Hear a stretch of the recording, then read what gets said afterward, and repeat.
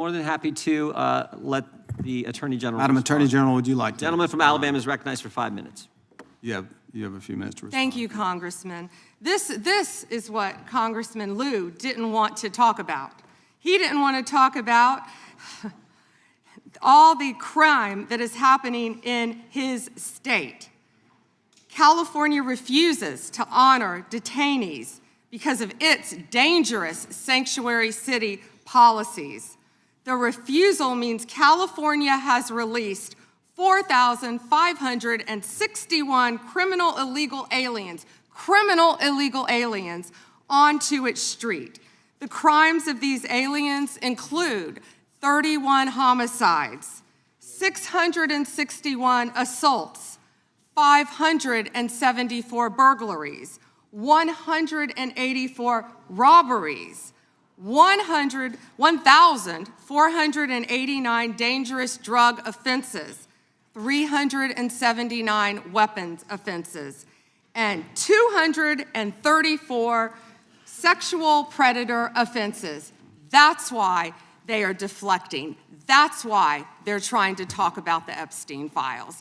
That's currently happening in his home state. Attorney General, thank you for being here, and I wanted to make sure you had time to respond. I'm going to change gears a little bit. In October, when you were testifying before the Senate, I know you and my friend Senator Katie Britt discussed concerns of infiltration of the illegal Chinese vapes into our country. As a father of three, obviously, I'm worried a little bit about this, and I believe that many parents in the country share our similar concerns. Can you provide an update on DOJ's work in this space over the past few months? Yes, and thank you for bringing that up. We're talking about the vapes. And this should be an issue where both sides of the aisle can work together on. Parents need to understand, children need to understand that so many of these are being manufactured in China, sent to our country, and have the potential to be laced with lethal drugs.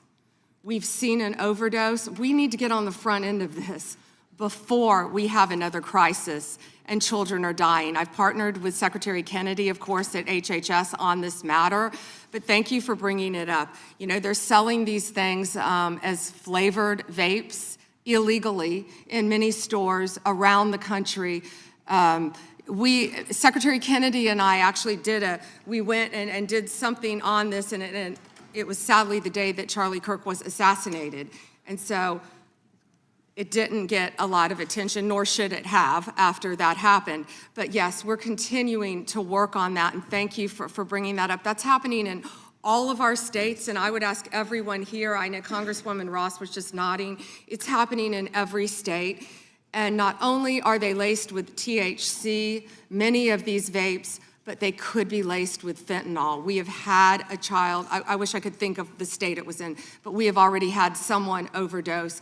And we have to get together on this, and we have to get on the front end of this. And I would love to work across the aisle on this to protect our kids. How many school kids do you see now vaping? And it's not only, I believe a vape has 20 cigarettes, but you know, that's one vape is 20 cigarettes, I believe it is, but also what they could be laced with, because so many of them, the majority of them, are manufactured in China. Sure, and if you need additional resources, please let us know as you're going through the process. And then I'm going to change gears one more time on you.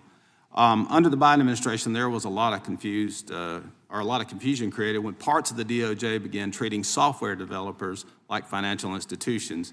Even when they did not hold or control anyone's money, they were simply building the technology. That uncertainty made it harder for Americans to build, innovate here at home.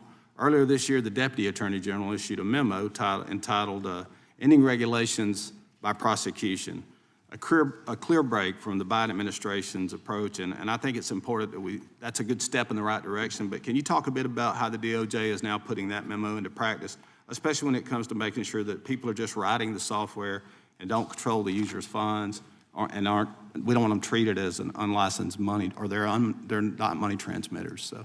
Yes, and we're doing everything we can to protect the American people on that, and I would refer everyone to Deputy Attorney General Blanche's memo, and we're working as hard as we can on that topic. Because we want to lead the way in the space on that, so we'd appreciate the help. And with that, Mr. Chairman, I'll yield back 10 seconds. Gentleman yields back. We'll recognize the gentleman from Arizona for unanimous consent.